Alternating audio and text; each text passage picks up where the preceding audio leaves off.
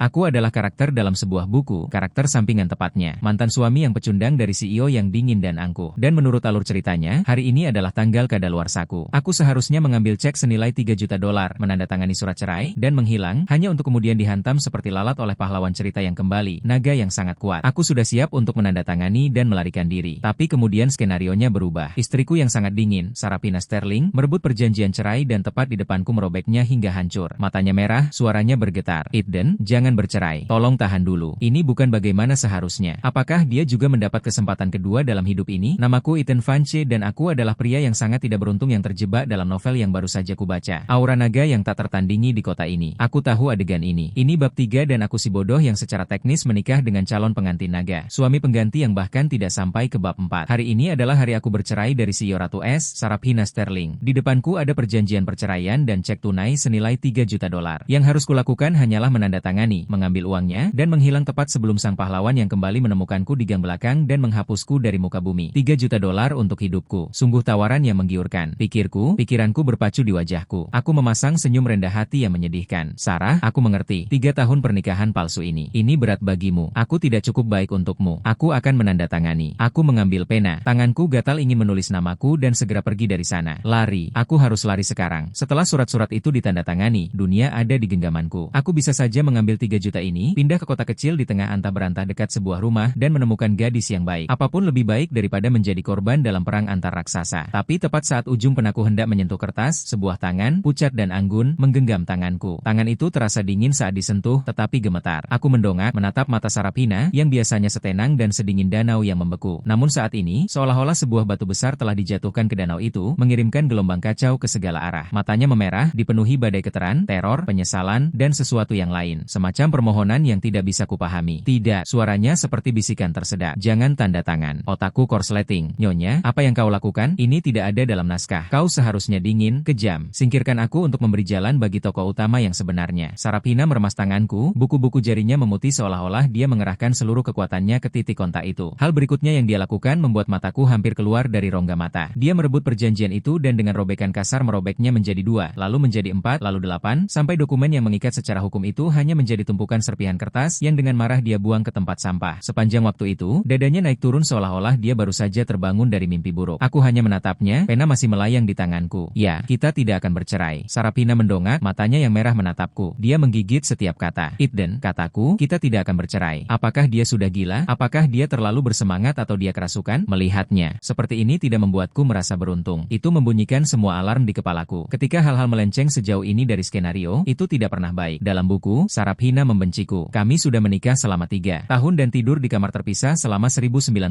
hari itu. Kurasa dia bahkan belum mengucapkan 100 kata pun kepadaku hari ini. Dialah yang menginginkan perceraian dan aku dengan senang hati menurutinya. Jadi mengapa tiba-tiba berubah pikiran? Jadi, apa kau baik-baik saja? Mungkin kau terlalu stres akhir-akhir ini. Aku bertanya dengan hati-hati. Mengapa kau tidak beristirahat? Kita bisa membicarakan ini besok. Asalkan aku bisa pergi, aku bisa menunggu sehari. Tidak ada yang perlu dibicarakan. Nada suaranya tegas. Aku berkata, tidak ada perceraian, dan aku serius. Dan mulai sekarang, kau akan kembali ke kamar utama. Dia sepertinya menyadari betapa kasarnya ucapannya dan mencoba melembutkan suaranya, tetapi ekspresi kaku di wajahnya malah membuatnya canggung. Sebelumnya, aku salah. Mulai sekarang, aku akan lebih baik padamu. Dia tersipu setelah mengatakannya, seolah-olah kata-kata itu sendiri membutuhkan usaha yang luar biasa. Bersikap baiklah padaku, Nyonya. Kau akan membuatku terbunuh. Jika kau baik padaku, naga itu akan kembali dan menyuruhku dicabik-cabik. Aku hanya ingin menjadi NPC, karakter latar yang menghilang begitu saja. Pikiranku menjerit, tetapi wajahku menunjukkan ekspresi terkejut yang mencengangkan. Tidak apa-apa. Kamar tamu baik-baik saja. Sungguh, kataku. Pindah kembali ke kamar utama. Suaranya kembali mengeras, tidak memberi ruang untuk bantahan. Dia menarik napas dalam-dalam seolah sedang menahan gelombang emosi, lalu mengeluarkan kartu lain dari tasnya dan menggesernya di atas meja. Ambil ini. Tidak ada pin. Belanjakan sesukamu. Aku melirik ke bawah. Itu adalah kartu kredit hitam ramping. Astaga. Apakah itu kartu Centurion? MX Black tanpa batas? Apa ini? Jebakan madu. Apakah dia mencoba menggemukkanku untuk dibantai? Aku melambaikan tanganku dengan panik. Tidak.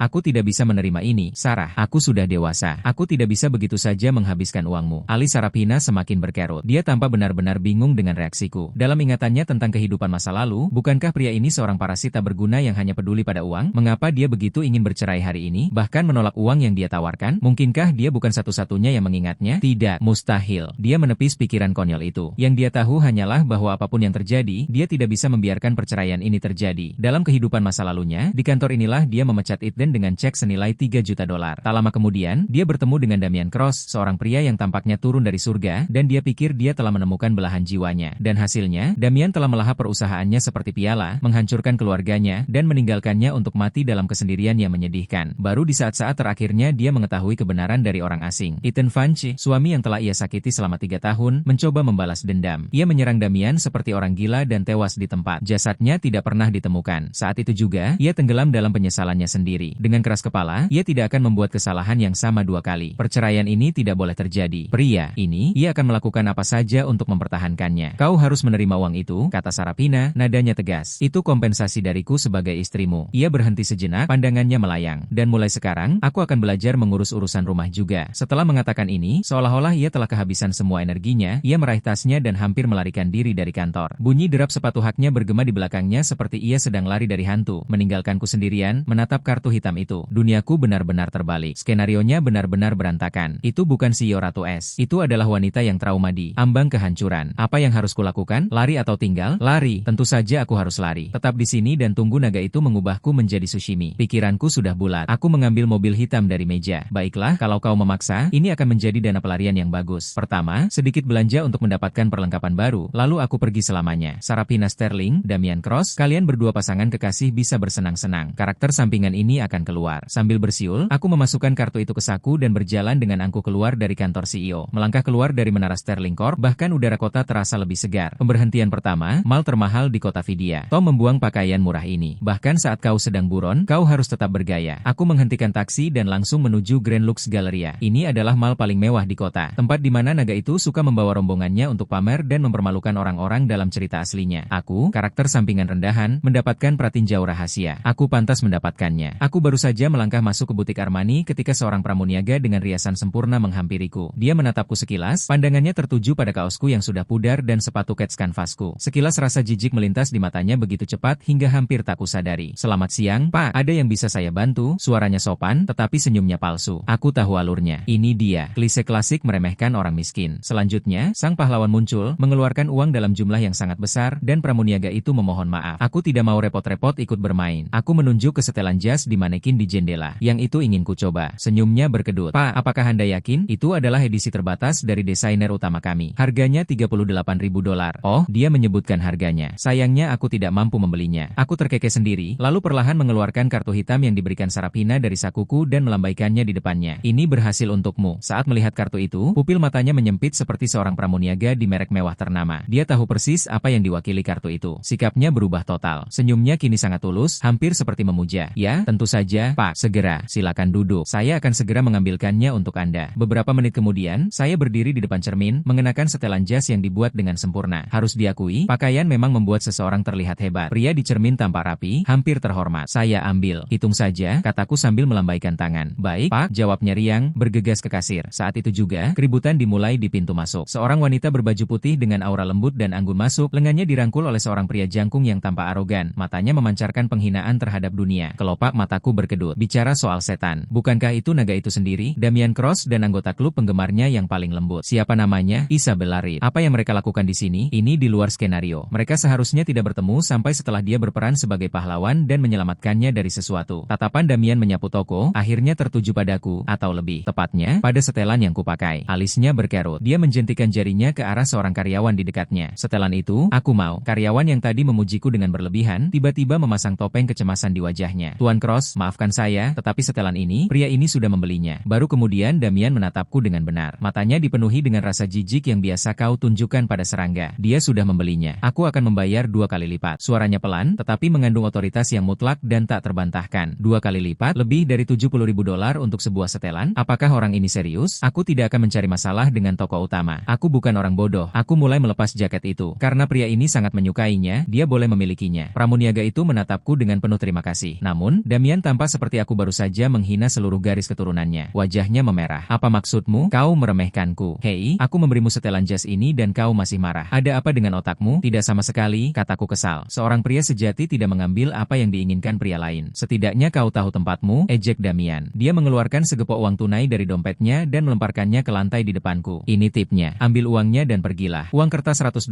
yang masih baru berserakan di lantai yang dipoles, percikan warna merah yang mencolok. Semua orang di toko menoleh untuk untuk menatap, berbisik di antara mereka sendiri. Wow, gerakan klasik melempar uang ke wajah seseorang. Penghinaan ini mencapai level 11. Gelombang amarah yang panas melesat dalam diriku. Aku pria baik-baik dari abad ke-21. Aku belum pernah diperlakukan tidak hormat seperti ini seumur hidupku, tapi otak rasionalku berteriak agar aku mundur. Dia protagonisnya. Dia punya perlindungan plot. Melawannya sekarang akan seperti telur yang mencoba menghancurkan batu. Aku membungkuk untuk mengambil uang itu. Seorang pria harus tahu kapan harus menyerah. Dan hei, uang gratis adalah uang gratis. Anggap saja itu pembayaran untuk kerusakan emosional. Tapi sebelum jari-jariku menyentuh uang itu, tumit sepatu hak tinggi putih menghantam tumpukan uang itu. Pandanganku menelusuri sepasang kaki panjang dan ramping ke wajah yang membuat darahku membeku. Sarap hina, apa yang dia lakukan di sini? Kupikir dia kembali ke kantor. Ekspresinya dingin, matanya begitu dingin hingga bisa menyebabkan radang dingin. Dia bahkan tidak melirik Damian, tatapan marahnya tertuju padaku. Ethan Vance, katanya, suaranya bergetar karena amarah yang tertahan. Sejak kapan suamiku bisa dipermalukan dengan uang? Suamiku, Bu, kami hampir bercerai 1 jam yang lalu. Kau terlalu cepat masuk ke peran ini. Sebelum aku sempat mencernanya, Sarapina mengarahkan tatapan dinginnya ke Damian. Singkirkan uang kotormu dari lantai. Damian jelas tidak mengharapkan gangguan, terutama dari wanita secantik ini. Dia terkejut sesaat. Kemudian seringai jahat terukir di bibirnya. Halo, dan siapa kau? Selendang kecil si pecundang ini. Wajah Sarapina semakin dingin. Aku istrinya. Kata-katanya menyebabkan desahan kolektif menyebar di seluruh toko. Mata semua orang melirik ke arah kami berdua. Wajah mereka dipenuhi rasa tidak percaya. Seorang dewi seperti dia menikah dengan pria biasa-biasa saja ini. Damian juga terkejut, tapi ketertarikannya malah semakin dalam. Oh, jadi kau nyonya. Maaf, senyumnya penuh sindiran. Tapi sepertinya suamimu agak lemah. Bahkan tidak bisa membeli jas tanpa wanita. Melangkah maju untuk menyelesaikan masalahnya. Kau, Sarapina gemetar karena marah. Aku menghela napas dan menariknya ke belakangku. Serius? Kenapa berdebat dengan protagonis? Aku menatap Damen dengan ekspresi tulus. Tuan, kami tidak menginginkan setelan itu dan kami tidak menginginkan uangnya. Silakan nikmati belanja Anda dengan itu. Aku menggenggam tangan Sarapina dan mencoba pergi. Berhenti. Suara Damian menggema dari belakang kami. Apa kukatakan kalian boleh pergi? Dia melangkah di depan kami, matanya tanpa malu-malu mengamati tubuh Sarapina. Nyonya, suami Anda adalah pengecut yang tidak berharga. Dia tidak pantas untuk Anda. Mengapa Anda tidak meninggalkannya dan ikut dengan saya? Saya berjanji akan menunjukkan kepada Anda waktu yang jauh lebih baik. Dia tidak pernah menyelesaikan kalimatnya. Tamparan. Suara keras telapak tangan yang mengenai pipi bergema di seluruh butik. Semua orang membeku, termasuk aku. Aku menatap pada tangan Sarapina yang gemetar dan pada 5 bekas jari merah yang dengan cepat muncul di wajah Damen Cross. Astaga, sayang, kau baru saja menampar naga itu. Semuanya sudah berakhir. Kita benar-benar celaka. Tidak ada jalan kembali dari ini. Ini sudah menjadi permusuhan berdarah sekarang. Rencana pelarianku, aku menyadari dengan hati yang hancur, telah gagal bahkan sebelum dimulai. Butik Armani sunyi senyap. Seolah-olah seseorang telah menekan tombol jeda di alam semesta. Damian memegang pipinya, matanya terbelalak tak percaya. Dia, naga tak tersentuh dari utara, kembali ke kota untuk merebut kembali tahtanya. Baru saja ditampar oleh seorang wanita di depan umum. Aura mengerikan dan penuh amarah mulai terpancar darinya. Kau berani memukulku? Desisnya. Kata-kata itu keluar dari sela-sela gigi yang terkatup rapat. Suhu di toko itu terasa turun 10 derajat. Isabel Larit yang berdiri di dekatnya menjadi pucat dan bergegas ke sisinya. Damen, kau baik-baik saja? Sarapina berdiri tegak. Punggungnya lurus seperti tongkat. Wajahnya pucat tetapi matanya tidak berkedip. Aku berani memukulmu dan aku berani membuatmu menghilang dari kota Veridia. Mau mengujiku? Kata-katanya seperti serpihan es. Nyonya, tenanglah. Siapapun bisa berbicara kasar, tetapi kau tidak bisa benar-benar mengalahkannya. Aku berkeringat dingin mencoba menariknya ke belakangku lagi. Aku memaksakan senyum yang terasa lebih seperti meringis pada Damian. Tuan Cross, saya sangat menyesal. Istri saya, dia sedang tidak enak badan hari ini. Anda pria besar. Tolong jangan merendahkan diri Anda ke levelnya. Minggir dari jalanku. Damian mendorongku ke samping, matanya merah padam saat dia menatap Sarapina. Kau, aku akan memberimu pelajaran yang tidak akan pernah kau lupakan. Ia mengangkat tangannya, siap untuk memukulnya. Jantungku berhenti, berdetak. Tanpa pikir panjang, aku melemparkan diriku di depan Sarapina. Baiklah, ini dia. Aku akan dihajar habis-habisan. Kuharap naga itu tidak mempersulitku. Aku ingin hidup sedikit lebih lama. Aku memejamkan mata, bersiap untuk benturan, tetapi rasa sakit itu tidak pernah datang. Aku membuka mata dan melihat sebuah tangan mencengkeram pergelangan tangan Damian. Itu milik salah satu pengawal Sarapina. 2 orang, pria-pria besar berjas hitam dan kacamata hitam, muncul entah dari mana, mengapit kami seperti menara kembar berotot. Pergelangan tangan Damen terperangkap dalam cengkeraman yang kuat, dan dia tidak bisa bergerak sedikit pun. Wajahnya memerah karena marah. Lepaskan, teriaknya. Ekspresi pengawal itu tidak berubah, tetapi cengkeramannya semakin kuat. Sebuah urat menonjol di dahi Damen saat dia berjuang, tetapi itu sia-sia. Tidak buruk. Pengawal istriku cukup solid. Aku merasakan sedikit kelegaan. Sarapina kembali ke persona Ratu S-nya. Dia menatap Damian dengan jijik. Tuan Cross, aku tidak peduli siapa kau, tapi di kota Vidia, sebaiknya kau hentikan sikap aroganmu. Ini bukan tempat bermainmu. Dia melirik uang yang masih berserakan di lantai. Dan jangan pernah lagi kau menghina suamiku dengan sampah itu. Dia bukan sesuatu yang bisa kau beri harga. Dengan itu, dia meraih tanganku. Ayo pergi. Ya, sayang, jawabku lemah lembut. Astaga, peran istri protektif ini membuatku pusing. Kami berjalan keluar dari toko, meninggalkan kerumunan orang orang yang terkejut dan raungan marah Damian di belakang kami. Cari tahu siapa dia. Aku tidak peduli apapun caranya. Aku ingin dia dan sampai itu mati. Aku ingin mereka tidak punya apa-apa lagi. Duduk di dalam Bentley yang familiar, akhirnya aku merasa bisa bernapas lega lagi. Aku menatap Sarapina yang masih memancarkan hawa dingin, perasaanku campur aduk. Ah, terima kasih, kataku bergumam. Apapun alasannya, dia telah menyelamatkanku. Dia menoleh menatapku, ekspresinya sulit dibaca. Kenapa kau tidak melawan? Hah, aku bingung. Dia mempermalukanmu seperti itu. Kenapa kau tidak melakukan apapun? Ada nada frustrasi dalam suaranya, seolah dia kecewa padaku. Aku ingin, tapi apa kau benar-benar berpikir aku punya kesempatan? Aku akan mengirim diriku sendiri ke kamar mayat. Aku tidak bisa menang, kataku dengan senyum pahit. Bayangan melintas di mata Sarapina. Dia benar. Dia hanyalah orang biasa. Bagaimana mungkin dia bisa melawan monster seperti Damian Cross di kehidupan masa lalunya? Bukankah itu persis yang dia lakukan? Tak berdaya, tetapi masih bersedia melawan iblis itu demi dirinya. Pikiran itu seperti jarum yang menusuk hatinya, rasa sakit yang tajam dan tiba-tiba. Dia mengulurkan tangan dan dengan lembut menyentuh wajahku seolah memastikan aku nyata. Mulai sekarang, kau tidak boleh membiarkan siapapun menindasmu, katanya lembut tetapi dengan tekad yang kuat. Siapapun yang menyentuhmu, aku akan membuat mereka bayar kembali 10 kali lipat. Nyonya, apakah Anda mencuri dialog sang pahlawan? Itu benar-benar jargon naga. Aku menatap matanya yang sangat serius, benar-benar kehilangan kata-kata. Suasana di dalam mobil terasa tegang. Aku berdeham, mencoba mengubah topik pembicaraan. Jadi, kenapa kau dimal? Sarapina menarik tangannya, tatapannya beralih. Aku ada urusan di dekat sini, dan aku ingin mengecek keadaanmu. Mengecek keadaanku atau memata-mataiku, takut aku akan mengambil uangnya dan kabur. Aku tahu persis apa yang sedang terjadi. Rencana pelarianku menjadi jauh lebih rumit. Kembali ke villa kami di pinggiran kota, Sarapina memberi perintah langsung. Pindahkan barang-barangmu ke kamar tidur utama. Oke, aku tidak berani membantah. Saat aku berjalan ke kamar tidur utama, membawa bantal dan beberapa pakaian ganti, aku berhenti mendadak. Apakah ini ruangan yang sama, dingin dan steril? Aku ingat skema warna monokrom hitam, putih, dan abu-abu telah diperhalus dengan aksen hangat. Di meja samping tempat tidur, bahkan ada tanaman pot, tapi yang paling mengejutkan adalah tempat tidur ukuran king. Zona demilitarisasi tak resmi di tengah, dinding bantal yang selalu memisahkan kami telah hilang. Sarapina berdiri di samping tempat tidur, dengan canggung merapikan selimut. Dia melihatku dan telinganya memerah. Aku pikir bantal-bantal itu terlalu banyak memakan tempat, jadi aku menyingkirkannya. Menyingkirkannya, jadi, malam ini aku tidur di ranjang yang sama denganmu. Otakku terasa seperti baru saja mengalami blue screen. Semua ini terjadi terlalu cepat. Aku berdiri di ambang pintu seperti patung, memegang bantal, tidak bisa bergerak maju atau mundur. Tolong aku. Apa yang diinginkan wanita ini? Pertama, dia merobek surat cerai, lalu memberiku kartu kredit, dan sekarang dia ingin berbagi tempat tidur. Apakah ini bentuk penyiksaan psikologis baru? Sarapina memperhatikan aku belum bergerak. Dia melirik, sedikit mengerutkan kening. Apa yang kau tunggu? Menyingkirkan barang-barang. Suaranya masih dingin, tapi aku yakin aku mendeteksi sedikit kegugupan di baliknya. Aku memaksa diri untuk masuk dan meletakkan bantal diletakkan di ujung tempat tidur yang paling jauh, sejauh mungkin dari sisinya. Aku melihat secercah kekecewaan di matanya, tapi dia tidak mengatakan apa-apa. Dia hanya berbalik dan berjalan ke kamar mandi dalam. Sesaat kemudian, aku mendengar suara pancuran air. Berdiri sendirian di kamar tidur yang sangat besar itu, aku merasakan kegelisahan yang mendalam. Lari. Aku harus lari. Jika tidak, kehilangan harga diriku adalah masalah terkecilku. Aku bisa kehilangan nyawaku. Aku mengambil keputusan. Aku berjingkat ke lemari pakaian dan membuka pintunya. Beberapa pakaianku yang menyedihkan masih tersimpan di sudut. Aku cepat-cepat membungkusnya dan memasukkannya ke dalam ranselku. Mataku tertuju pada kotak perhiasannya di meja rias. Haruskah aku mengambil sesuatu? Tidak, Eden. Kau punya prinsip. Kau bukan pencuri. Aku mengamati ruangan sekali lagi. Pandanganku tertuju pada kartu hitam yang dia lemparkan di meja samping tempat tidur. Ya, dia memang memberikannya padaku, jadi itu bukan mencuri, kan? Setelah berdebat selama 3 detik dengan hati nuraniku, aku mengambil kartu itu. Dan barang-barang di saku saya. Dana pelarian. Semakin banyak semakin baik. Semuanya sudah siap. Saya memanggul ransel saya, melirik sekali lagi ke ruangan yang sangat mewah itu, dan menarik napas dalam-dalam. Waktunya pergi. Begitu saya keluar dari villa ini, saya akan memesan Uber ke stasiun kereta, membeli tiket kereta pertama, dan pergi ke suatu tempat di mana tidak ada yang bisa menemukan saya. Tetapi tepat saat tangan saya menyentuh kenop pintu, pintu kamar mandi terbuka. Saya membeku, setiap otot di tubuh saya menegang. Sarapina keluar, terbungkus jubah putih lembut, rambutnya yang basah terurai di bahunya. Baru selesai mandi, wajahnya tanpa riasan, kulitnya bersinar dan memerah karena uap. Dia tampak lebih lembut, lebih rentan, dan 1000 kali lebih cantik daripada biasanya yang seperti ratu es. Dia melihat saya berdiri di sana dengan ransel di punggung, siap untuk kabur. Dia berhenti, terkejut. Kemana? Kemana kau pergi? Otakku bekerja keras. Aku berhasil tersenyum kaku. Aku hanya akan pergi ke minimarket untuk membeli sebungkus rokok. Aku jenius. Itu alasan yang sempurna. Tatapan Sarapina tertuju pada ranselku yang terlalu penuh. Kau harus membawa barang sebanyak itu hanya untuk pergi ke minimarket. Ketahuan. Keringat dingin mengalir di punggungku. Udara di ruangan itu terasa begitu pekat hingga bisa dipotong dengan pisau. Sarapina berjalan mendekatiku, ekspresinya sangat tenang. Ketenangan itu lebih menakutkan bagiku daripada amarahnya. Kau mencoba melarikan diri, kan, Eden? Dia berdiri tepat di depanku, menatap mataku. Mengapa? Suaranya berbisik lembut tetapi menghantamku seperti palu godam. Apakah aku tidak baik padamu? Apapun yang kau inginkan, aku bisa memberikannya. Uang, status, apapun. Aku bisa memberikan semuanya padamu. padamu. Jadi, mengapa kau masih ingin pergi, Nyonya? Semua yang kau tawarkan adalah hukuman mati. Aku menatap matanya, yang dipenuhi rasa sakit dan kebingungan, dan aku tidak dapat menemukan kata-kata untuk jawaban. Bisakah aku mengatakan padanya bahwa aku tahu calon suaminya adalah pembunuh kejam, dan jika aku tidak lari, dia akan membunuhku, dia akan mengira aku gila. Jadi, aku diam saja. Bagi Sarapina, keheninganku adalah pengakuan. Matanya kembali berkaca-kaca. 2 tetes air mata mengalir di pipinya yang sempurna. Apakah kau sangat membenciku? Dia menangis. CEO Sterling Corp, yang berkuasa dan tak tersentuh, yang tidak pernah menunjukkan sedikitpun kelemahan, menangis di depanku seperti anak yang terlantar. Aku panik. Oh, tidak, jangan menangis. Saat kau menangis, aku merasa seperti monster terbesar di dunia. Aku dengan canggung mengangkat tangan untuk menyeka air matanya, lalu membiarkannya jatuh, merasa canggung. Aku tidak membencimu, aku tergagap. Aku hanya berpikir kita tidak cocok satu sama lain. Bagaimana kita tidak cocok satu sama lain? Dia mendesak. Kita berasal dari dunia yang berbeda. Aku tidak cukup baik untukmu. Aku kembali menggunakan klise paling usang. Aku tidak peduli. Dia menangis, meraih lenganku. Eden, aku tak peduli dengan semua itu. Aku hanya ingin kau tetap di sini. Genggamannya sangat kuat. Kukunya menancap ke kulitku. Kumohon, demi Tuhan, sedikitlah peduli. Melihatnya hampir hancur lebur, aku menghela napas pasrah. Sepertinya aku tak akan bisa pergi kemanapun malam ini. Oke,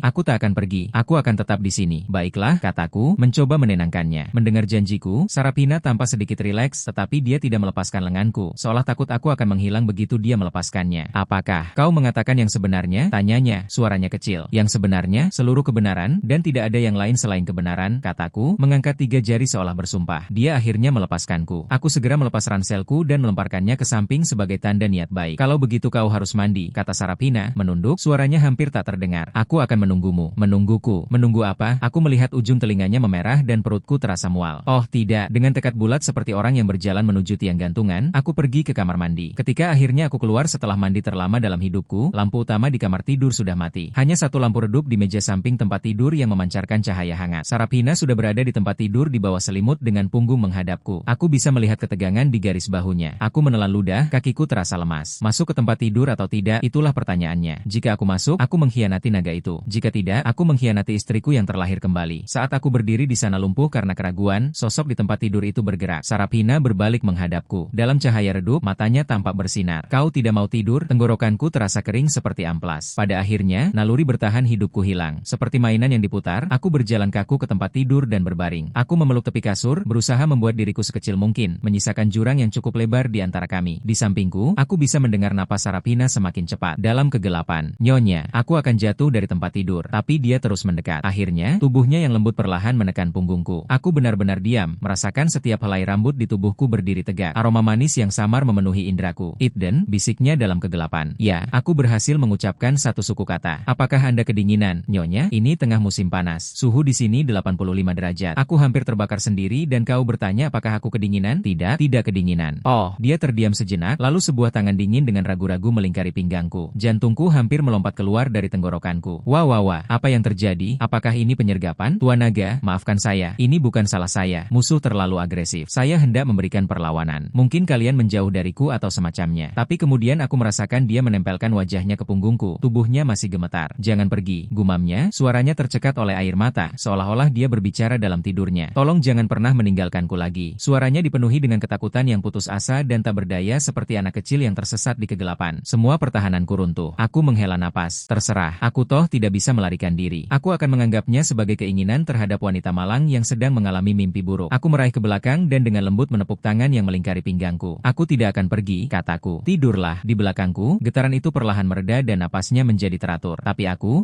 tidak tidur sama sekali sepanjang malam. Keesokan paginya, aku terbangun oleh bau aneh. Aku membuka mata dan melihat Sarapina sudah tidak ada di tempat tidur. Sesaat kemudian, dia masuk dari lorong membawa nampan sarapan. Dia mengenakan setelan piyama katun sederhana, rambutnya diikat sanggul acak-acakan, dan dia tersenyum. Senyum rumahan. Kau sudah bangun, sarapan sudah siap. Aku melihat nampan itu. 2 potong roti panggang gosong dan segelas cairan hijau aneh. Aku menatapnya, tenggelam dalam pikiran. Apakah ini sarapan atau jenis senjata biokimia baru? Sarapina meletakkan nampan di meja samping tempat tidur, menatapku dengan mata penuh harap. Ini pertama kalinya aku membuatnya. Mungkin tidak terlihat bagus, tapi kenapa kau tidak mencobanya? Aku menatap matanya yang bersinar dan tidak tega untuk menghancurkan semangatnya. Dengan pasrah seperti orang yang dihukum mati, aku mengambil salah satu briket arang yang dulunya roti dan menggigitnya. Menggigit gigiku. Bagaimana rasanya? Tanya Sarapina gugup. Aku berhasil menelan suapan yang keras dan pahit itu dan mengacungkan jempol padanya. Enak, benar-benar luar biasa. Sayang, kau jenius kuliner. Senyum cerah dan berseri-seri muncul di wajah Sarapina. Senyum yang belum pernah kulihat sebelumnya. Benarkah? Kalau begitu kau harus mencoba coba ini. Ini smoothie alpukat, resep baru. Aku meneguk segelas cairan hijau kental itu. Perutku terasa tegang. Smoothie alpukat? Apa kau yakin ini bukan jus seledri yang dicampur sabun cuci piring? Aku menyesapnya. Gelombang rasa pahit dan amis yang menyengat meledak di mulutku. Aku hampir muntah, tetapi aku memaksanya masuk, memasang ekspresi bahagia. Wow, sangat menyegarkan, sehat. Rasanya seperti alami. Itu luar biasa. Sarapina bertepuk tangan seperti anak kecil yang bahagia. Then from now on, I'll be in charge of making your breakfast every day. And oh, my future suddenly looked very black. Just then, Sarapina's phone rang. She answered it and after a few seconds her expression turned grim.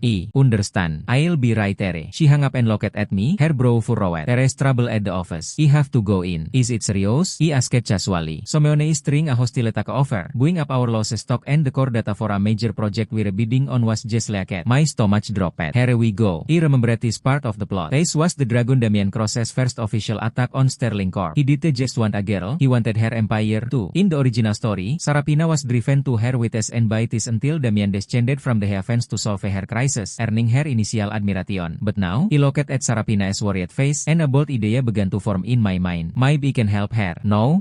Why would he help her? He should take this opportunity to make a run for it, but seeing her so distressed, he kind of feel bad for her. And besides, that Damian Cross is an arrogant jerk. It would be satisfying to knock him down a peg. He was torn. Sarapina finished getting dressed. Before she left, she turned and looked at me. Don't wander off today. Wait for me to come home. There was an unmistakable plea in her face. Sallallahu alaihi wasallam the exhaustion and the find their circles under her eyes. And without thinking, he nodded. Okay. Only after she was gone did he realize what he did done. Damn it. What did he just agree to? He just gave up the perfect window to escape. He slapped my forehead in frustration. Whatever. He already promised. And I guess he don't really want her to lose to that obnoxious dragon anyai. He pulled out my phone and opened a stock trading app. Hostile attack offer. He remember the book mentioning Damian operated through a shell company called Apex Capital and the data layer. That was the VP, Mark Jennings, right? Damian booked him off ages ago. He looked at the plot details on my screen. Details he had on his coffee at. A slow smile spread across my face. Damian Cross, you think you can do whatever you want just because you're the hero? Sorry, buddy. This time I'm the one with the cecodes. Sterling. Ruang CEO Sterling Corp. Ketegangan begitu mencekam hingga bisa dipotong dengan pisau. Semua eksekutif puncak berdiri berbaris, diam dan cemas. Sarapina duduk di belakang mejanya, wajahnya dingin seperti topeng. Bisakah seseorang memberitahu saya bagaimana data inti untuk proyek Star itu bocor? Proyek Starlink adalah inisiatif paling penting Sterling Corp untuk paruh kedua tahun ini, landasan dari rencana strategis 5 tahun mereka. Tetapi kemarin, pesaing utama mereka, Orion Group, telah mengajukan proposal yang hampir identik dengan proposal mereka. Di beberapa area, bahkan lebih baik. Ini jelas merupakan kasus pengkhianat perusahaan. Seorang pria parubaya dengan kacamata berbingkai emas dan aura terpelajar melangkah maju. Wajahnya menunjukkan kemarahan yang benar. CEO Sterling, kita harus menyelidiki ini secara menyeluruh. Ini memalukan bagi perusahaan kita. Namanya Mark Jennings, seorang wakil presiden dan salah satu tokoh kunci yang bertanggung jawab atas proyek Starlink. Jika saya ada di sana, saya akan langsung mengenalinya sebagai mata-mata. Sarapina menatapnya dengan dingin dan tajam, tetapi tidak mengatakan apapun. Dia tahu Jennings itu kotor. Di kehidupan masa lalunya, dia pernah bekerja sama dengan Damian untuk membalikan keadaan Sterling Corp. Tapi saat ini, dia tidak punya bukti. Tiba-tiba, ada ketukan di pintu. Damian Cross masuk dengan seringai khasnya. CEO Sterling, kudengar kau sedang mengalami sedikit masalah. Butuh bantuan? Di belakangnya berdiri ketua Orion Group. Wajah para eksekutif langsung muram. Orion Group adalah pesaing mereka. Apa yang coba dilakukan Damian? Sebuah perayaan kemenangan? Jennings melihat Damian dan kilasan kelegaan di mata Cross sebelum dia cepat-cepat menyembunyikannya. Ekspresi Sarapina dipenuhi rasa jijik. Tuan Cross, ini pertemuan pribadi di Sterling Corp. Silakan pergi. Jangan terlalu asing, kata Damian, menarik kursi dan menyilangkan kakinya seolah-olah dia pemilik tempat itu. Kita akan segera menjadi keluarga. Masalahmu adalah masalahku. Dia melirik ketua Orion. Benar begitu, Tuan Lee? Tuan Lee menyeka keringat di dahinya dan tersenyum penuh hormat. Ya,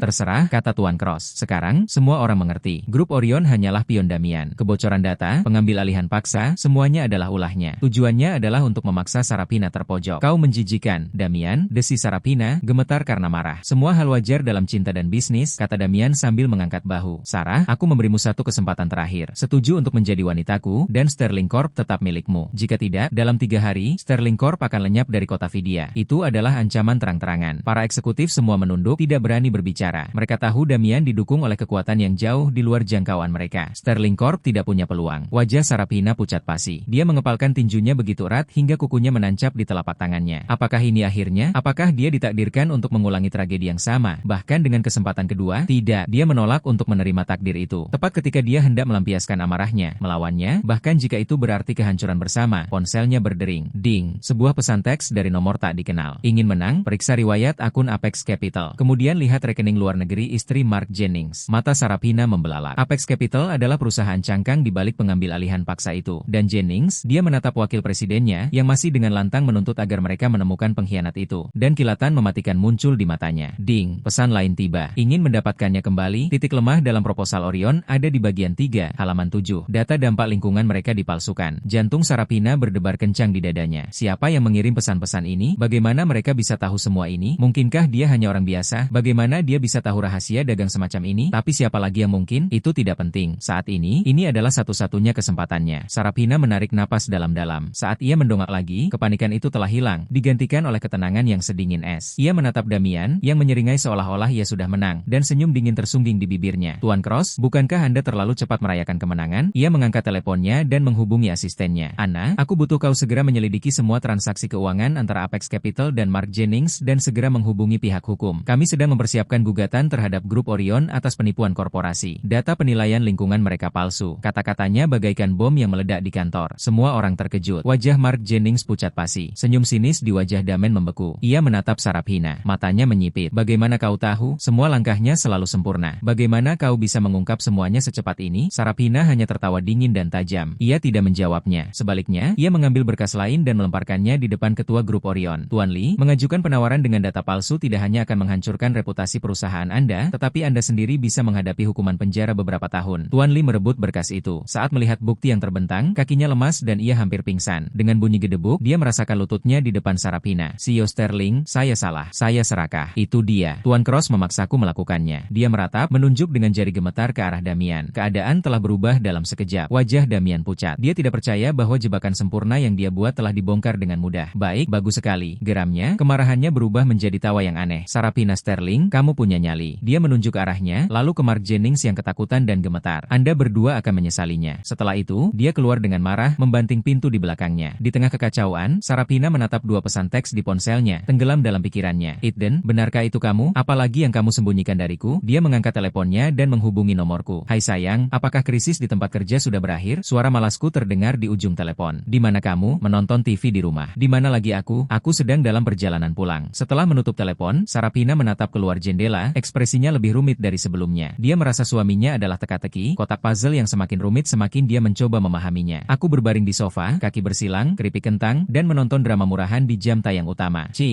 Pahlawan ini sangat tidak tahu apa-apa. Penjahatnya memikatnya, dan pahlawan wanitanya bahkan tidak mempercayainya. Jika itu aku akan langsung meletakkan bukti di mejanya. Ambil atau tinggalkan. Aku sedang tertarik memikirkan ketika pintu depan terbuka. Sarapina kembali. Dia berdiri di lobi, berkumpulnya sulit ditebak saat dia memperhatikan posturku yang malas. Sudah beres, situasi di kantor, katanya pelan. Oh, baguslah, jawabku, mataku masih mengutak-atik layar. Dia melepas sepatu hak tingginya, berjalan mendekat, dan mematikan TV. Hei, aku sedang di bagian yang seru, protesku. Sarapina mengabaikanku, melihatnya dengan tajam. Kau, kan, hari ini, perutku terasa bergejolak. Dia sudah curiga. Tidak mungkin. Aktingku sempurna. Aku melihatnya, menunjukkan kebingungan. Apa yang kulakukan? Dia menatap dalam-dalam ke mataku seolah mencoba menggali kebenaran. Modal puncak, Mark Jennings. Data dari grup Orion. Bagaimana Anda tahu semuanya? Aku tidak tahu apa yang kau bicarakan, kataku, semakin memperkuat aktingku yang tidak tahu apa-apa. Sayang, ada apa? Aku tidak mengerti kata pun yang kau ucapkan. Akting polosku membuat kerutannya semakin dalam. Mungkinkah itu benar-benar bukan dia? Hanya kebetulan? Tapi bagaimana mungkin ada begitu banyak kebetulan? Dia tidak percaya. Eden, kita sudah menikah. Aku butuh kau jujur padaku, katanya, suaranya melembut. Aku menghela nafas dalam hati. Nyonya, jika aku jujur, jika aku berbohong bahwa aku berasal dari dimensi lain, seluruh pandangan duniamu akan hancur. Aku harus terus berakting. Aku duduk tegak sambil memasang ekspresi terluka sebaik mungkin. Sarah, jujur saja aku tidak tahu apa yang kau bicarakan. Aku hanya pria biasa. Apa yang kulakukan sepanjang hari selain duduk di rumah? Aku bahkan belum pernah mendengar tentang perusahaan-perusahaan yang kau bicarakan. Aku mengatakannya dengan ketulusan yang begitu mendalam sehingga aku hampir mempercayai diriku sendiri. Sarapina terdiam. Dia menatapku, kecurigaan di matanya perlahan memudar menjadi kekecewaan. Mungkin dia terlalu banyak berpikir. Mungkin dia benar-benar Eden Vanci yang tidak berguna itu, dia ingat. Tapi lalu, siapakah orang misterius yang membantunya dari balik bayangan itu? Sudahlah, katanya sambil melambaikan tangan yang lelah. Aku pasti salah. Dia berbalik untuk naik ke atas. Melihat sosoknya yang murung, aku merasakan sakit yang aneh di dadaku. Apakah aku terlalu kasar? Dia tampak sangat kecewa. Secara impulsif, aku memanggilnya. Suha. Dia berhenti dan menoleh ke belakang.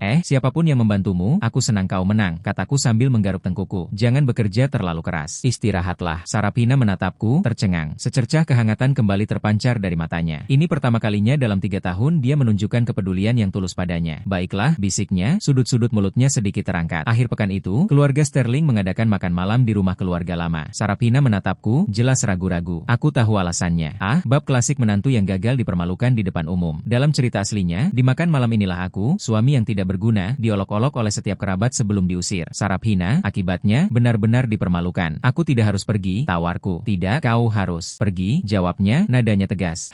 Kau suamiku. Kau akan berada di sisiku dalam acara seperti ini. Dia menatapku tepat di mata. Dan kali ini, aku tidak akan membiarkan siapapun menindasmu. Nyonya, bukankah naluri protektif ini sedikit berlebihan? Tetapi melihat betapa seriusnya dia, aku hanya mengangguk. Baiklah, pada hari makan malam itu, aku mengenakan setelan Armani baruku. Sarapina tampak memukau dalam gaun malam putih. Berdiri bersama, kami benar-benar terlihat seperti pasangan yang serasi. Saat kami memasuki ruang dansa di kediaman Sterling, semua mata tertuju pada kami. Aku bisa merasakan rasa jijik, penghinaan, dan kegembiraan yang hampir tak terselubung. Seorang wanita berpakaian mewah berjalan mendekat, suaranya penuh sarkasme. Wah, kalau bukan CEO Sterling Corp yang hebat, apakah kau benar-benar harus membawa orang yang numpang lewat ini bersamamu? Tidakkah kau malu? Itu adalah Bibi Sarapina, Carol, seorang wanita yang sangat sombong. Wajah Sarapina mengeras dan dia hendak membalas, tetapi aku mendahuluinya. Kau benar sekali, Bibi Carol, kataku sambil tersenyum lebar. Aku benar-benar parasit. Menikahi wanita sebaik Sarah adalah hal paling beruntung yang pernah terjadi padaku. Ketidakmaluanku yang tak terucapkan tampaknya membuatnya bingung. Rentetan hinaan yang telah ia siapkan mati di bibirnya. Ia menatapku sejenak, lalu mencibir. Setidaknya kau tahu tempatmu. Selanjutnya adalah sepupu Sarapina, Leo Sterling, seorang pria berambut rapi yang berjalan mendekat dengan segelas sampanye. Ia menatapku dari atas ke bawah. Kudengar kau dapat jackpot, Eden. Jas itu terlihat mahal. Bagaimana rasanya hidup menumpang wanita? Lumayan menyenangkan, kan? Gelombang tawa terdengar di antara kerumunan di dekatnya. Wajah Sarapina memerah karena marah, tetapi aku terus tersenyum. Oh, ini yang terbaik. Istriku menghasilkan banyak uang dan ingin memanjakanku. Kenapa tidak menyenangkan? Tentu saja lebih baik daripada menjadi pria dewasa yang masih bergantung pada tunjangan keluarga untuk bertahan hidup. Nah, itu memalukan. Wajah Leo langsung berubah warna seperti lobster rebus. Dia adalah tipikal anak orang kaya yang tidak punya pekerjaan tetap di perusahaan, hidup dari uang keluarganya. Aku akan memukulnya tepat di titik lemahnya. Kau sampah tak berguna. Kau pikir kau sedang bicara dengan siapa? Dia tergagap, mengangkat tangannya untuk memukulku. Cukup. Sebuah suara dingin dan berwibawa memecah keheningan ruangan. Kepala keluarga, kakek Sarapina, seorang pria berambut perak yang memancarkan kekuatan, berdiri dari meja utama, bersandar pada tongkatnya. Dia menatap Leo dengan tajam. Perilaku macam apa ini? Duduklah, kalian berdua. Leo dengan enggan menurunkan tangannya, menatapku dengan tatapan menusuk. Tatapan lelaki tua itu kemudian beralih kepadaku, penuh ketidaksetujuan. Eden, aku tidak tahu kebohongan apa yang telah kau ucapkan kepada Sarapina untuk membuatnya melindungimu. Tetapi pria yang menikah dengan keluarga Sterling tidak boleh menjadi orang yang benar-benar tidak berguna. Dia berhenti sejenak, suaranya penuh wibawa. Kudengar Damen Cross tertarik pada Sarapina. Dia 100 kali lebih hebat darimu. Aku memberimu pilihan. Entah kau menceraikan Sarapina secara sukarela dan aku akan memberimu $5 juta lagi. Atau, matanya akan setajam baja. Kau akan memaksaku menggunakan cara lain untuk membuatmu menghilang dari dunianya. Sebuah ancaman terang-terangan. Seluruh ruang dansa menjadi hening. Semua orang menatapku dengan tatapan tajam dan penuh rasa ingin tahu, menunggu untuk melihat apa yang akan kulakukan. Sarapina mulai berdiri, tetapi aku dengan lembut mendorongnya kembali, menggelengkan kepala. Kemudian aku berdiri, menatap kakeknya tepat di mata, dan tersenyum. Kakek, kau benar. Aku hanya orang yang tidak berguna. Tetapi suaraku berubah, menjadi jelas dan terdengar di ruangan yang hening. Setidaknya orang yang tidak berguna ini tidak akan mengira seorang mata-mata perusahaan sebagai masa depan keluarga. Kata-kataku membuat semua orang terdiam. Wajah lelaki tua itu menjadi gelap. Apa yang kau bicarakan? Aku tidak menjawabnya. Sebaliknya, aku mengalihkan pandanganku ke seorang pemuda yang duduk tenang di sudut ruangan, berusaha agar tidak diperhatikan. Sepupu Sarapina yang lain, Julian Sterling, orang yang tidak penting dalam keluarga dan sama sekali diabaikan. Dan dalam cerita aslinya, dia adalah mata-mata terdalam yang dimiliki Damen Cross di keluarga Sterling. Aku tersenyum padanya. Bagaimana menurutmu, Julian? Semua kepala di ruangan itu menoleh untuk menatap pemuda itu. Wajah Julian memucat. Dia mencoba terlihat tenang, tetapi matanya melirik ke sana kemari dengan gugup. Sepupu, aku tidak tahu apa yang kau bicarakan. Aku terkekeh dan kembali menatap kakek. Kakek, pernahkah kau mendengar tentang perusahaan investasi baru di kota ini bernama Starval Ventures? Pria tua itu mengangguk. Dia pernah mendengarnya. Mereka baru, agresif, dan sedang membuat gebrakan. Pemilik terdaftar perusahaan itu bernama Jewels, kataku perlahan. Dan selama 3 bulan terakhir, rekening bank milik Jewels telah melakukan transaksi dengan total lebih dari $10 juta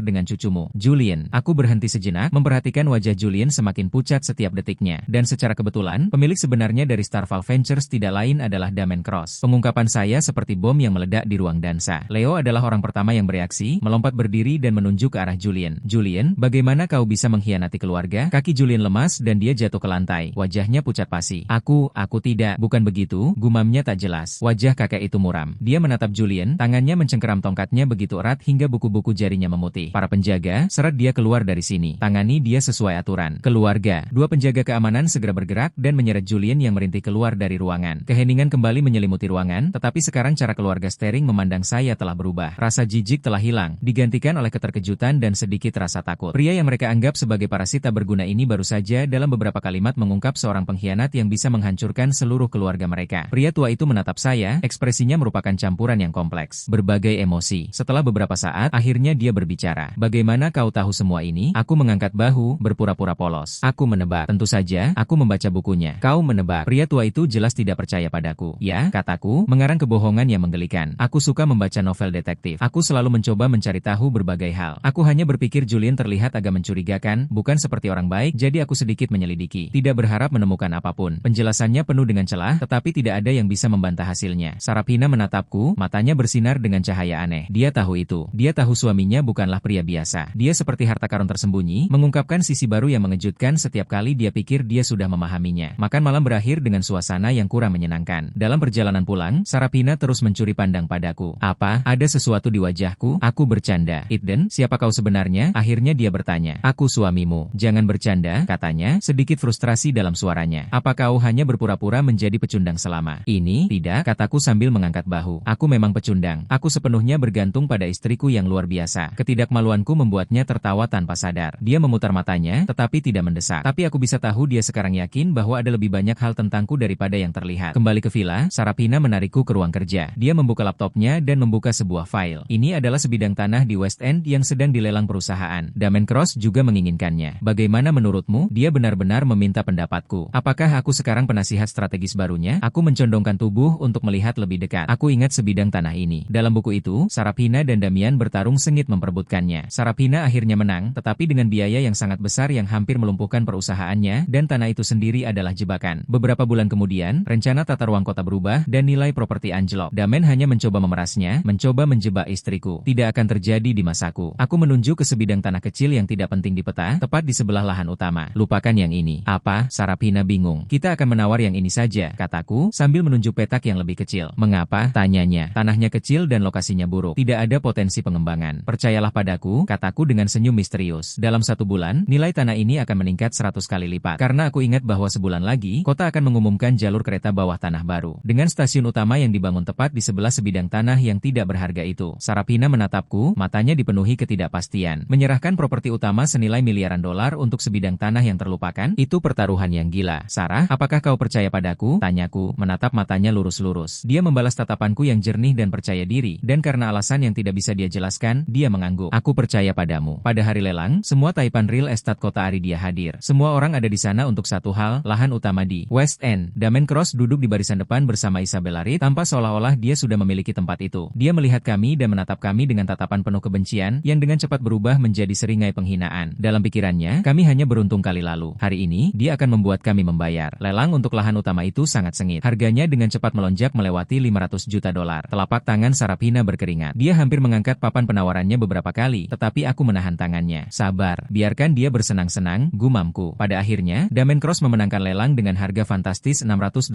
juta dolar. Aula pun riuh dengan tepuk tangan. Damon berdiri, menatap kami dengan tatapan kemenangan, dan menggerakkan ibu jarinya di lehernya. Wajah Sarapina pucat pasi karena marah. Aku hanya tersenyum. Bodoh, menghabiskan lebih dari setengah miliar untuk proyek yang tidak menghasilkan apa-apa, dan dia malah merayakannya. Selanjutnya adalah sebidang tanah kecil yang terlupakan. Penawaran dimulai dari 5 juta dolar. Juru lelang menyebutkan harga beberapa kali, tetapi ruangan tetap hening. Semua orang mengira membeli tanah itu sama saja dengan membakar tumpukan uang tunai. Tepat ketika juru lelang hendak menyatakan lelang gagal, sebagai isyaratku, Sarapina mengangkat papan penawarannya. 5 juta. Gelombang gumaman menyebar di ruangan itu. Semua orang memandang kami seperti kami gila. Damon tertawa terbahak-bahak. Sarapina, apakah kau sudah gila? 5 juta untuk tempat sampah itu? Apakah Sterling Corp akan bangkrut? Sarapina mengabaikannya, pandangannya tertuju pada juru lelang. Kami memenangkan lahan tersebut dengan penawaran awal sebesar 5 juta dolar tanpa satupun penawaran pesaing. Saat keluar dari rumah lelang, kaki Sarapina masih gemetar. Eden, apakah kita terlalu gegabah? Tenang, sayang, kataku sambil menepuk tangannya. Tunggu saja pertunjukannya. Selama 2 minggu berikutnya, Sterling Corp menjadi bahan olok-olok komunitas bisnis kota. Harga saham kami anjlok. Sarapina dibombardir dengan panggilan marah dari kerabatnya. Dia berada di bawah tekanan yang sangat besar, tetapi dia tetap teguh dan mempercayai saya. 15 hari kemudian, sebuah berita mengejutkan muncul yang mengguncang seluruh kota. Pemerintah kota secara resmi merilis rencana pembangunan perkotaan baru. Intinya adalah jalur kereta bawah tanah baru di ujung barat. Dan stasiun utama jalur tersebut terletak tepat di sebelah tempat pembuangan sampah yang telah kami beli seharga 5 juta dolar. Dalam semalam, nilai lahan itu meroket. Para ahli memperkirakan nilai komersial barunya lebih dari 500 juta dolar, 100 kali lipat investasi kami. Kota itu menjadi heboh. Semua orang tercengang oleh langkah bisnis Sarapina yang luar biasa. Saham Sterling Corp melonjak mencapai batas harian. Sementara itu, lahan senilai 680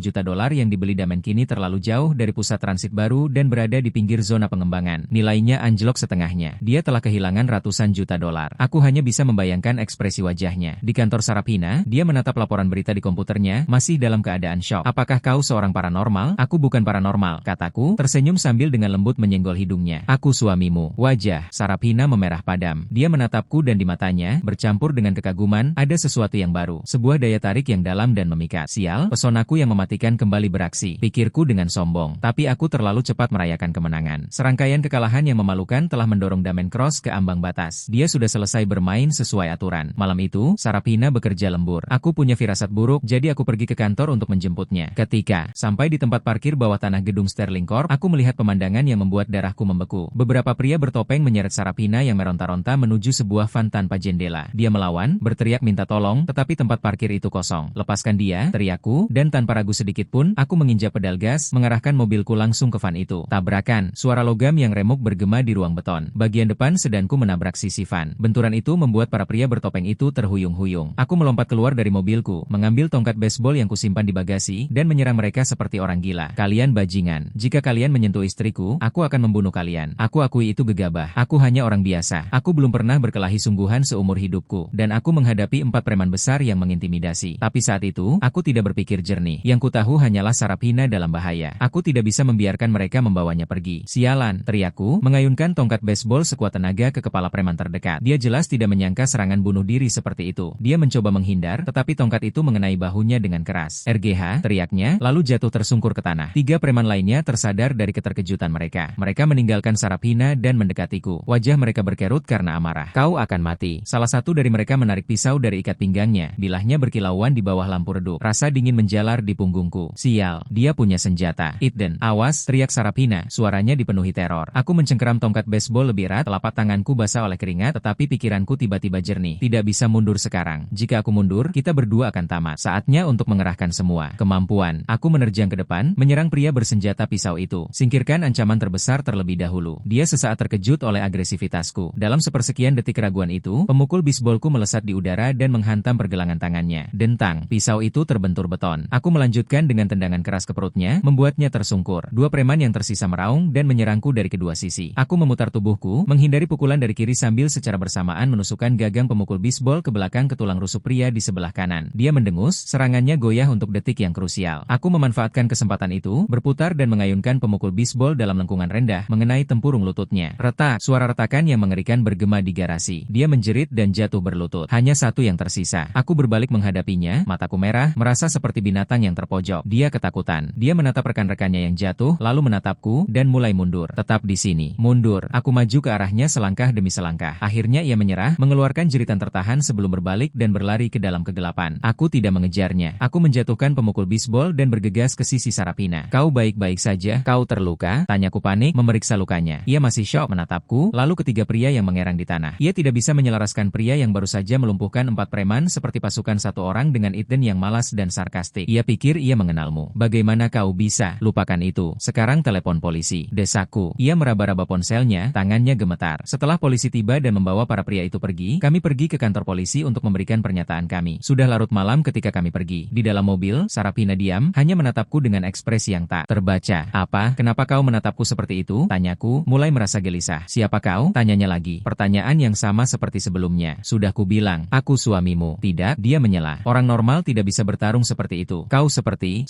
dia tidak bisa menemukan kata-kata yang tepat. Aku menghela napas. Aku tahu aku tidak bisa berbohong untuk lolos dari masalah ini. Aku tidak bisa mengatakan bahwa insting bertahan hidupku telah membuka potensi tersembunyi. Aku menyalakan mobil dan dengan nada lelah, aku mulai berbicara. Sebenarnya, dulu aku pernah bertugas di militer selama beberapa tahun. Itu saja. Itu alasan yang bagus. Itu menjelaskan kemampuan bertarungku. Militer? Sarapina terkejut. Ya, aku mengangguk, menambahkan lapisan lain pada kebohongan itu. Pasukan khusus, sekali berani, berani sekalian. Tapi kemudian selama misi, aku terluka. Aku kecewa dengan semuanya. Jadi aku pensiun. Aku menatap keluar kaca depan dengan tatapan melankolis. Lalu aku bertemu denganmu. Aku hanya ingin menemukan tempat yang tenang untuk menjalani sisa hidupku dengan damai. Itulah mengapa aku tidak pernah memberitahumu. Cerita setengah matangku begitu meyakinkan. menakutkan. Aku hampir mulai mempercayai diriku sendiri. Sarapina benar-benar diam. Pasukan khusus. Jadi, itu dia. Tak heran dia begitu terampil. Tak heran dia begitu tenang menghadapi bahaya. Tak heran dia selalu siap membantu ketika dia sangat membutuhkannya. Dia menatap profilku saat aku mengemudi, rahangku yang terkatup fokus di mataku. Jantungnya mulai berdetak lebih cepat. Dia pikir dia telah menikahi orang biasa, tetapi dia adalah pahlawan tersembunyi. Rasa aman yang mendalam bercampur dengan rasa bangga yang aneh menyelimutinya. Aku shot, bisiknya. Aku tidak begitu mendengarnya. Aku berkata, maaf. Dia mengulanginya sedikit lebih keras kali ini. Pipinya memerah karena bagaimana aku memperlakukannya sebelumnya. Aku tersenyum. Itu semua sudah masa lalu. Kembali ke villa, Sarapina bersikeras membersihkan luka di tanganku. Buku-buku jariku tergores dan berdarah akibat perkelahian itu. Dia mengeluarkan kotak P3K dan dengan lembut menepuk kulitku dengan kapas yang direndam alkohol. Sentuhannya lembut dan dia terus mendongak untuk memeriksa ekspresiku. Khawatir dia menyakitiku. Melihatnya, kepalanya tertunduk penuh konsentrasi. Aku merasakan sesuatu berubah di dalam diriku. Wanita ini, dia tidak seburuk itu. Sebenarnya, dia agak menggemaskan. Setelah insiden di tempat parkir, dinamika di antara kami berubah. Dia tidak dingin lagi. Dia memulai percakapan dengan menanyakan pertanyaan tentang masa dinasku. Aku harus mengarang cerita panjang lebar berdasarkan film dan novel militer yang pernah kutonton, dan dia mendengarkan dengan penuh perhatian. Matanya berbinar kagum. Gadis ini jelas menyukai pahlawan, dan aku, di pihakku, mulai terbiasa dengan kehadirannya. Aku terbiasa dengan eksperimen kuliner sarapannya yang gagal. Aku terbiasa dengan dia duduk tenang di sampingku, membaca laporan perusahaan sementara aku menonton TV. Aku terbiasa memeluknya saat kami tertidur. Kami masih belum melewati batas terakhir itu, tetapi kehangatan yang nyaman telah menyelimuti kami, dan aku mendapati diriku tenggelam di dalamnya. Pikiran untuk melarikan diri hampir lenyap. Mungkin hidup bersamanya tidak akan seburuk itu, asalkan si naga bengis itu tidak kembali untuk menyelesaikan pekerjaannya. Saat aku memikirkan itu, alam semesta memutuskan untuk menghukumku atas kelengahanku. Damian Cross, yang menghadapi penyelidikan polisi dan serangkaian kekalahan memalukan, akhirnya kehilangan kendali. Dia memainkan kartu terakhirnya yang paling ampuh, dukungan keluarganya yang misterius. Tekanan yang sangat besar dan mencekik menimpa Sterling Corp. Dari segala sisi, bank-bank menarik pinjaman mereka. Pemasok membatalkan kontrak. Mitra menarik investasi mereka. Hanya dalam 3 hari, Sterling Corp berada di ambang kebangkrutan. Seluruh keluarga Sterling jatuh dalam keputusasaan. Pria tua itu mengalami serangan jantung dan dirawat di rumah sakit. Sarapina kehilangan berat badan, bekerja tanpa henti untuk mencoba menyelamatkan perusahaan, tetapi itu sia-sia. Melawan kekuatan absolut semacam itu, kecerdasan bisnis tidak berarti apa-apa. Malam itu, aku membawakannya makan malam di kantor. Dia duduk sendirian dalam kegelapan, memandang lampu-lampu kota. Sosok kecil yang kesepian di tengah luasnya malam. Aku meletakkan makanan di depannya. Kau harus makan sesuatu. Dia tidak bergerak. Lihat aku. Matanya merah dan berkaca-kaca. Eden, apakah aku tidak berguna? Suaranya berat karena kelelahan dan keraguan diri. Kupikir dengan kesempatan kedua, aku bisa mengubah segalanya. Tapi pada akhirnya, aku tetap tidak berdaya. Rasa sakit yang tajam menusuk dadaku. Aku mengulurkan tangan dan menariknya ke dalam pelukanku. Tidak, kau telah melakukan pekerjaan yang luar biasa, bisikku sambil mengelus punggungnya. Kau lebih kuat dan lebih berani daripada siapapun yang pernah kutemui. Dia membenamkan wajahnya di dadaku, dan semua rasa sakit dan stres yang selama ini ditahannya akhirnya tumpah ruah. Dia terisak, seluruh tubuhnya gemetar. Aku hanya memeluknya, membiarkan air matanya membasahi bajuku sampai badai berlalu. Ketika akhirnya dia melepaskan pelukannya, matanya bengkak. Dia menatapku dan mengatakan sesuatu yang membuatku terkejut. Eden, sebaiknya kau pergi. Ambil kartu yang kuberikan dan pergilah sejauh mungkin, katanya, sambil mendorongku menjauh. Tatapan tekad yang teguh terpancar di matanya. Sialan, dia mengejarku. Jika kau pergi, dia tidak akan mengganggumu lagi. Aku tidak akan pergi, kataku, suaraku pelan tapi tegas. Kenapa kau tidak mau pergi? Serunya. Jika kau tinggal, kau akan mati. Apa kau tidak mengerti? Aku tahu, kataku sambil mengangguk. Lalu aku tersenyum. Tapi pria macam apa yang lari dan meninggalkan istrinya untuk menghadapi monster itu sendirian? Aku mengulurkan tangan dan dengan lembut menyeka air mata dari pipinya. Kau telah melindungiku selama ini. Sekarang giliranmu untuk melindungiku. Sarapina hanya menatapku, tanpa berkata-kata. Aku mengeluarkan ponselku dan di depannya menekan nomor yang belum pernah kusentuh sejak aku tiba di dunia ini. Nomor satu-satunya keluargaku, seorang lelaki tua yang kucoba hindari, tetapi keberadaannya tak bisa kusangkal. Panggilan itu terhubung hampir seketika. Wah, lihat siapa yang datang. Kau akhirnya ingat kau punya nomorku. Sebuah suara keras dan menggelegar terdengar di ujung telepon. Pak tua, aku butuh bantuanmu, kataku, langsung ke intinya. Begitukah? Kukira kau bilang kau tak akan pernah meminta apapun dariku seumur hidupmu. Hentikan omong kosong ini, kataku, suaraku rendah. Seseorang mengganggu istriku. Apa kau akan melakukan sesuatu atau tidak? Sambungan telepon terputus untuk beberapa saat. Ketika lelaki tua itu berbicara lagi, nada main-mainnya hilang, digantikan oleh nada dingin yang mencekam. Siapa? Seorang pria bernama Damian Cross, didukung oleh sebuah keluarga dari utara. Keluarga Cross, ya, sindikat kelas 2. Kapan mereka cukup berani untuk membuat masalah di wilayahku? Baiklah, aku mengerti. Suruh istrimu tidur nyenyak. Saat dia bangun besok, keluarga Cross tidak akan ada lagi. Aku menutup telepon dan menatap Sarapina yang terbelalak, benar-benar terkejut. Aku mengangkat bahu. Selesai. Siapa? Dengan siapa kau baru saja berbicara? Dia tergagap. Percakapan yang baru saja didengarnya telah membuatnya ketakutan. Keluarga Cross adalah sindikat kelas 2 yang membuat sebuah keluarga menghilang. Itu di luar pemahamannya. Ayahku Ayahku, kataku santai. Ayahmu? Dia semakin bingung. Tapi kau bilang kau yatim piatu. Hah, Kap? Aku memang mengatakan itu. Aku menggaruk kepalaku. Dalam pekerjaanku, identitas kami dirahasiakan. Kami semua mengaku yatim piatu. Itu protokolnya. Kau tahu kan? Dia mengangguk meskipun jelas dia tidak tahu. Pikirannya kacau. Cobalah untuk mencerna semuanya. Mantan pasukan khusus, latar belakang misterius, seorang ayah yang bisa menghapus sebuah keluarga dari peta hanya dengan satu panggilan telepon. Dia akan percaya apapun yang kukatakan saat itu. Jadi, ayahmu hanyalah seorang pria tua pensiunan yang suka bercerita bohong, kataku, sambil menepisnya. Aku mendorong wadah makanan ke arahnya. Lihat, jangan khawatir. Aku akan mengurus ini. Tugasmu adalah makan, pulang, dan tidur. Dia menatapku, matanya dipenuhi dengan kepercayaan baru, ketergantungan total. Dia mengambil garpunya dan memakan setiap suapan makanan dingin itu. Dalam perjalanan pulang, Sarapina diam. Tepat sebelum kami sampai di villa, dia berbicara. Eden, ya, apa kita sekarang pasangan sungguhan? Aku terkejut sejenak. Kemudian senyum perlahan terukir di wajahku. Bagaimana menurutmu? Wajahnya berubah menjadi merah muda yang cantik. Dia menunduk melihat tangannya. Nah, malam ini kamu tidak boleh tidur di tepi tempat tidur lagi. Jantungku berdebar kencang. Aku menoleh dan menatapnya, melihat pipinya yang memerah dan cara dia dengan gugup memutar-mutar ujung lengan bajunya. Aku tidak mengatakan apa-apa. Aku hanya meraih dan menggenggam tangannya. Tangannya dingin, tetapi perlahan menghangat dalam genggamanku. Malam itu, lampu di kamar tidur utama tetap menyala untuk waktu yang sangat lama. Keesokan paginya, hampir tengah hari ketika Sarapina bangun, dia membuka matanya dan melihatku berbaring di sampingnya, memperhatikannya sambil tersenyum. Sinar matahari masuk melalui jendela, memandikan ruangan dengan cahaya keemasan. Ini, pikirnya, adalah seperti apa rasanya kebahagiaan sejati. Dia hendak mengatakan sesuatu ketika ponselnya di meja samping tempat tidur mulai berdering dengan panik. Itu asistennya, Anna. Dia menjawab dan, sebelum dia sempat mengucapkan salam, suara Anna yang melengking karena kegembiraan terdengar keras dari pengeras suara. CEO Sterling, berita yang luar biasa. Bank-bank telah memulihkan jalur kredit kita. Semua pemasok kita kembali memohon untuk bekerja sama dengan kita. Dan keluarga Cross, mereka lenyap. Seluruh keluarga lenyap dalam semalam. Berita mengatakan mereka menyinggung tokoh penting yang tak tersentuh. Damen Cross telah menghilang. Tidak ada yang bisa menemukannya. Kita menang. CEO Sterling, kita menang. Sarapina memegang telepon dengan kaku. Dia perlahan menoleh dan menatapku dengan ekspresi kagum seolah-olah dia sedang melihat dewa. Satu panggilan telepon benar-benar telah membuat seluruh keluarga berpengaruh lenyap dari muka bumi. Suaminya ini, pria macam apa dia? Aku melihat ekspresinya dan tak bisa menahan tawa. Aku mengulurkan tangan dan mencubit pipinya dengan lembut. Ada apa? Tidak mengenali suamimu lagi? Dia tersadar dan memelukku, menyembunyikan wajahnya di dadaku. Eden, thank you, silly girl. We're husband and wife. You don't have to thank me. The story could have ended there. Damian was gone. Sterling Corp was saved. And Sarapina and I were finally a real couple. But I had a feeling it wasn't over because my estimate never before seen father-in-law was apparently on his way back from overseas. And my own mysterious father had suddenly taken a very keen interest in his new daughter-in-law. Sig. Looks like the side character's journey to the top isn't over yet. I held my wife closer. A happy, contented Sig is chapping my lips. But so what? Let them call me. As long as she was by my side, I wasn't afraid of anything. 3 days after Damen Cross vanished for good, the sun was warm on the villa's lawn. I was lounging in a wicker chair with a blade of grass between my teeth while Sarapina in a butter yellow sundress carefully watered. Ritme itu berlangsung hingga suatu hari tiba. Sarapina sedang menghadiri acara bisnis. Aku tinggal di rumah untuk memancing bersama ayahku. Di tengah acara, Anna meneleponku sambil menangis terseduh-seduh. Eden, ini mengerikan. CEO-nya diculik. Itu Damen Cross. Dia masih hidup. Joran pancing di tanganku patah menjadi 2. Ekspresi ceria ayahku lenyap, digantikan oleh keseriusan yang mematikan. Anak Cross itu, dia ingin mati. Anna, tenanglah, kataku, berusaha agar suaraku tetap tenang. Apa yang dia inginkan? Dia bilang, datanglah ke pabrik terbengkalai di sisi barat sendirian di mana dia akan menyakitinya. Aku sedang dalam perjalanan. Aku menutup telepon. Tunggu, kata ayahku, melemparkan sebuah belati kecil yang tampak mengerikan kepadaku. Ini bisa memotong baja. Jangan sok pahlawan. Buat mereka sibuk sampai orang-orangku datang. Aku mengangguk, tetapi aku tidak berniat menunggu. Pabrik terbengkalai itu gelap dan mengancam. Begitu aku melangkah masuk, lampu-lampu menyala terang. Sarapina diikat ke kursi. Sepotong lakban menutupi mulutnya, matanya liar karena ketakutan. Damen berdiri di sampingnya, pisau di tangannya. Bekas luka baru yang mengerikan mengubah wajahnya menjadi seringai yang permanen. Eden Vance, senang kau bisa datang. Lepaskan dia, kataku, suaraku sangat rendah dan mengancam. Lepaskan dia, dia tertawa terbahak-bahak. Kau mengambil segalanya dariku, keluargaku, perusahaanku, dan dia. Ini semua salahmu. Kau melakukan ini pada dirimu sendiri, Damian. Aku tidak peduli. Dia berteriak, mengangkat pisau ke tenggorokan Sarapina. Hari ini, kita semua mati bersama. Duniaku menyempit menjadi satu titik. Aku menerjang, belati yang diberikan ayahku berkilauan dalam cahaya redup. Terdengar suara mendesis yang mengerikan saat bilah pisau menembus daging pergelangan tangan Damian. Dia menjerit, pisau itu jatuh ke lantai. Sebelum dia sempat pulih, aku meninju wajahnya. Pintu pabrik terbuka dan ayahku menyerbu masuk dengan selusin pria berjas hitam, dengan cepat menundukkan Damian dan anak buahnya. Apa kau baik-baik saja? Aku bergegas menghampiri Sarapina, membebaskannya. Begitu lakban di mulutnya dilepas, dia ambruk ke pelukanku, terisak-isak. Eden, aku sangat takut. Aku tahu, bisikku, memeluknya erat. Tapi aku di sini sekarang. Aku tidak akan pernah membiarkan membiarkan siapapun menyakitimu lagi. Ayahku memperhatikan kami, senyum lembut yang jarang terlihat di wajahnya. Kali ini, Damen Cross telah pergi untuk selamanya. Pada ulang tahun Sarapina berikutnya, aku menyewa seluruh kincir ria kota Vidia. Saat kereta kami mencapai puncak, dengan seluruh kota yang berkilauan terbentang di bawah kami, aku berlutut. Aku mengulurkan cincin Gyo kuno yang sederhana, pusaka keluarga, kata ayahku. Sarah, aku memulai, suaraku tercekat oleh emosi. Aku datang ke dunia ini berpikir aku hanyalah karakter sampingan yang menunggu untuk dibunuh. Kau memberiku alasan untuk tetap tinggal, alasan untuk berjuang. Maukah kau menikah denganku kali ini? Air mata mengalir di wajahnya saat dia mengangguk panik. Ya,